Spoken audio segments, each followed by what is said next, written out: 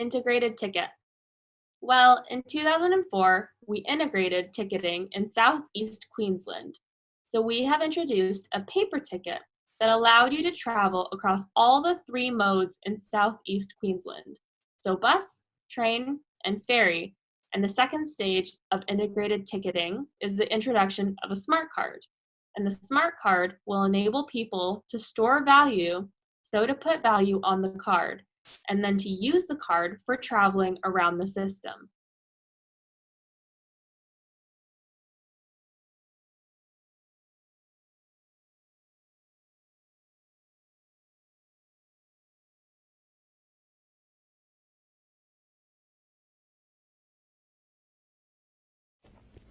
Nanotechnology. What is nanotechnology? Well, a report that was put together by a combination of the Royal Society and the Royal Academy of Engineering that came out last summer identified two topics. Nanoscience is the study of phenomenon and the manipulation of materials at atomic, molecular, and macromolecular scales, where properties differ significantly from those at a larger scale. Nanotechnologies are the design, characterization, production, and application of structures, devices, and systems by controlling shape and size at the nanometer scale. So I'll talk a little bit more in a moment about what a nanometer is, but loosely speaking, people think of nanotechnologies as being a sort of 100 nanometers or less.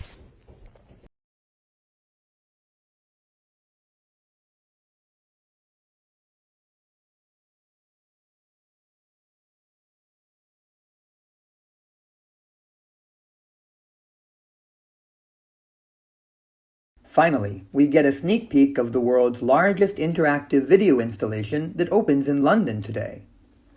If you walk around Trafalgar Square in the next week, video cameras linked up to a computerized surveillance system will be tracking your every move. As you look down, one of over 1,000 animated portraits could appear in your shadow. These videos were created by people from across the UK who were asked to film themselves for 3 minutes, doing something that best represents them. The installation can project up to 14 portraits in the space.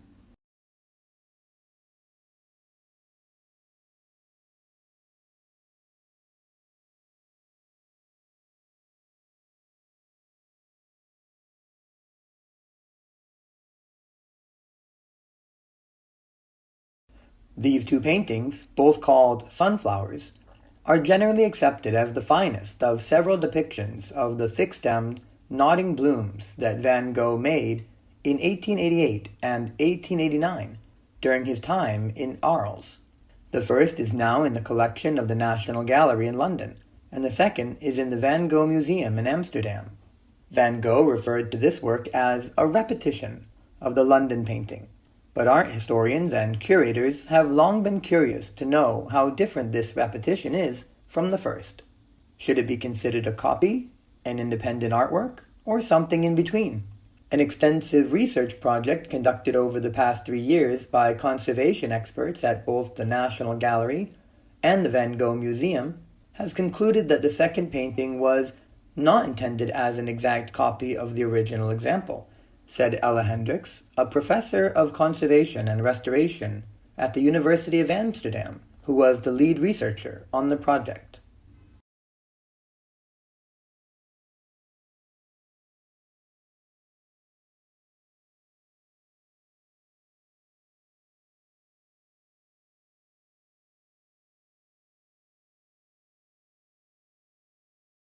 Also, malaria is something that is a very complex disease with this complex life cycle.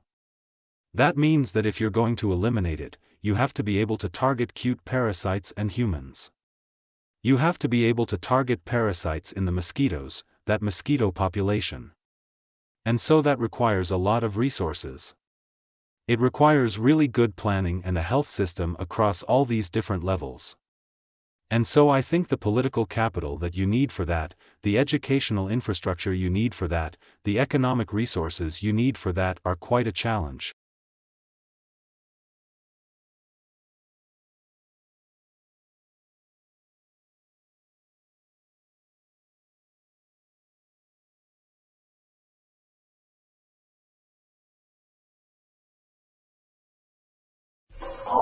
Unless you're at a Chaucer convention, speaking Middle English is not going to impress a potential romantic partner in 2013.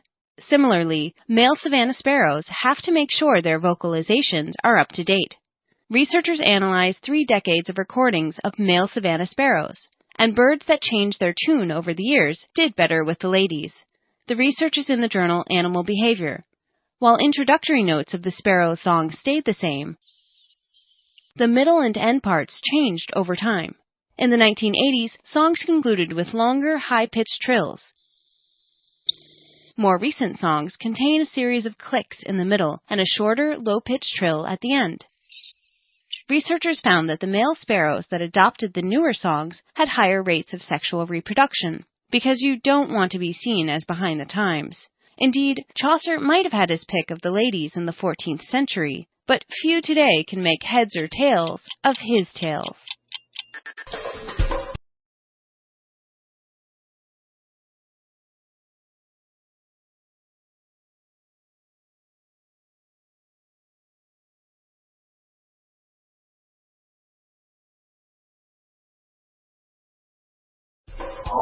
Medicinal tablets are nothing new.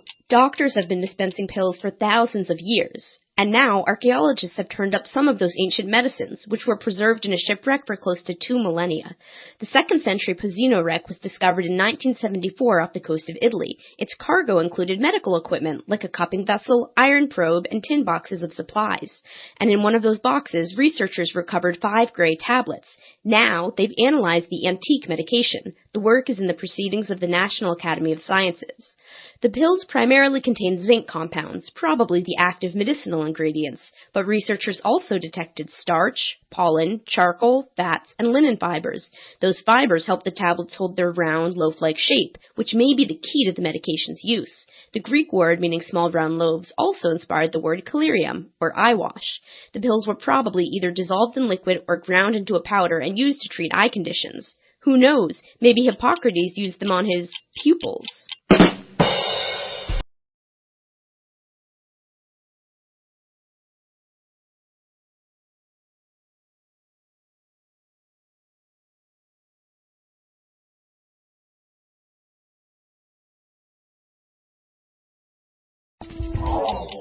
The Chukchi Sea lies between Alaska and Russia, just north of the Bering Strait.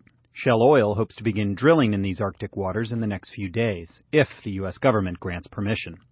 The ship Noble Discoverer will drill 2 exploratory wells to determine what, if any, hydrocarbons are beneath the seabed, and how well drilling equipment can withstand the rigors of the far north. Those rigors include everything from swirling currents and floating ice chunks to migrating whales. There's coral there, too. Scientists sent to the region by Greenpeace have found sea raspberry, a soft, deep-sea species. Other such deep-sea corals bore the brunt of BP's catastrophic blowout in the Gulf of Mexico in 2010. It remains to be seen whether offshore drilling in the Arctic can be any safer than drilling in balmier waters. Already, Russia spills some 30 million barrels of oil in the Arctic each year, and that's on land. Regardless, burning oil is one of the primary causes of climate change. Such global warming has thawed the Arctic above all, opening access to yet more oil. Humanity's thirst for oil has yet to gauge its own depths.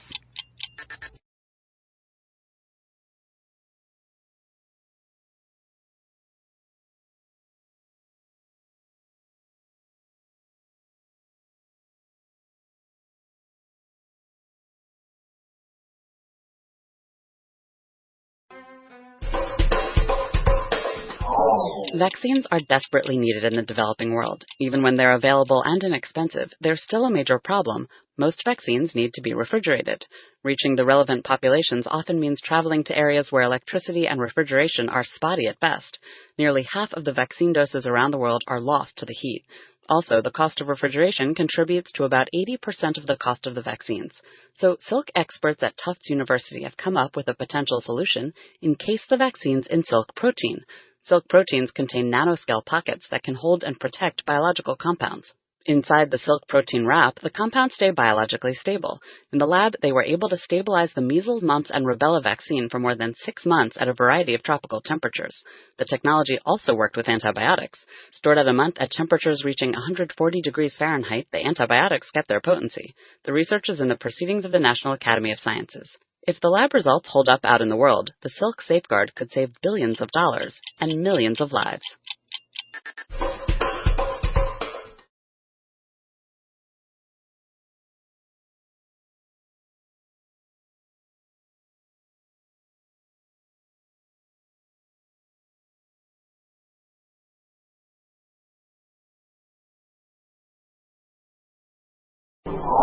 Black holes are common, but actually counting them is no easy task. Even the brightest can be hard to see. Of course, bright black holes is a bit of an oxymoron, but when supermassive black holes at the center of a galaxy feed, the material falling into them heats up, giving off a bright glow across the electromagnetic spectrum. Infrared light in particular is good to look for when black hole hunting. Some feasting black holes are obscured by gas and dust, which absorbs much of their glow, but they still shine in the infrared. It's no surprise, then, that NASA's infrared WISE spacecraft found a bunch. WISE launched in 2009 to survey the entire sky in the infrared. Now researchers have used WISE data to count the luminous black holes in a well-known corner of the sky called the cosmos field. In just that tiny region, WISE found about 130 glowing black holes, or active galactic nuclei. The study will appear in the Astrophysical Journal. Extrapolating from this small area, at least 2 million active black holes dot the sky, confirming that these extreme astrophysical objects are common indeed.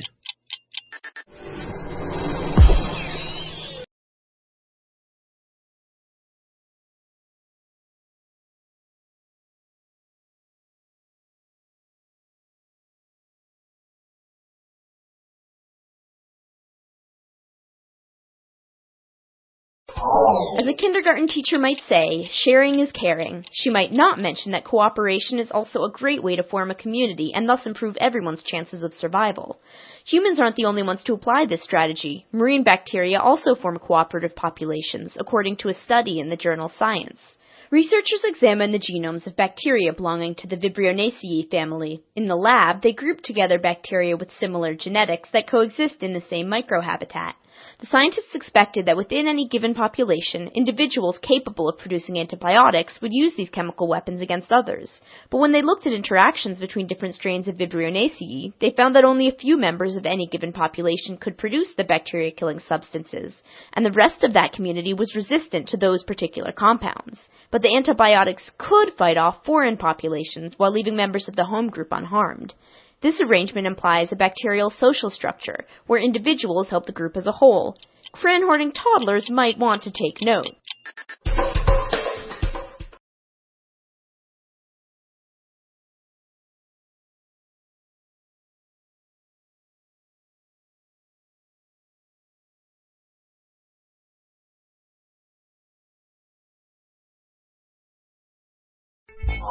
You might not know how many calories were in that sandwich, but if you got lunch at the Massachusetts General Hospital cafeteria, you could tell with one glance whether you'd made a healthful choice. Offerings are color-coded. Simply posting calories does not always get consumers to make healthier choices, so researchers tried something different. Mass General's cafeteria food and beverage options were classified as least, somewhat, or most healthful with red, yellow, or green labels. Green is healthiest. Researchers then tracked some 4,600 employees. About 6 months after the changes were made, the purchases of red label foods decreased by more than 15%, and red beverages dropped by 39%. Green food and drink purchases increased, according to the study in the American Journal of Preventive Medicine. Making healthy food choices easier could especially help the poor and undereducated, the very populations most affected by the obesity epidemic. Mass General employees from these groups made the biggest improvements.